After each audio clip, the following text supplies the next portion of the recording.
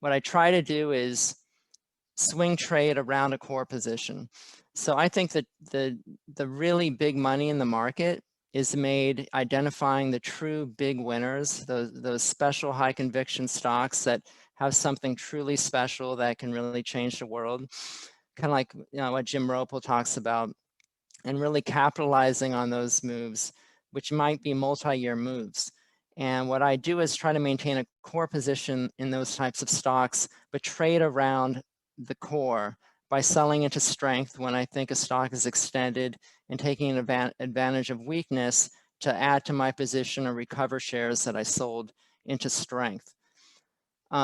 Generally, when I'm buying pullbacks, I already have a position in the stock. So I might buy at the traditional pivot point or alternative pivot, or maybe before the stock is breaking out. I'll talk a little bit about that.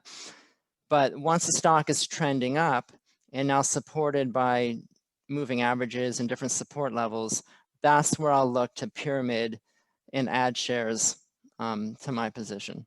So let me preface by saying that nothing I'm going to say today is really that revolutionary. It's not going to be earth-shattering. But interestingly, nobody talks about buying weakness. We really only talk about selling weakness. And it's typical that we'll talk about buying the breakout and then moving up our stop, and eventually a pullback will occur which will stop you out, and then you'll move on to another stock. And I've always thought it's curious that it's normal and constructive for stocks to pull back along the way. All stocks, all huge winners will pull back to the 50-day moving average on multiple occasions. So why not take advantage of those opportunities to add to your position and take advantage of people that are getting shaken out at those levels? So anyway, that's just a little intro into what I'm going to talk about today, and I will get started. So buying pullbacks, I think, can help boost your performance, overall performance within an O'Neill framework.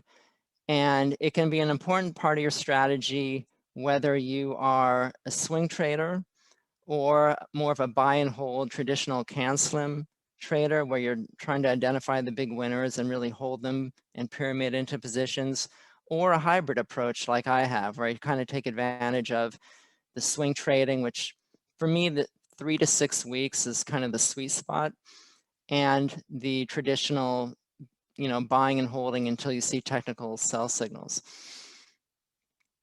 Now,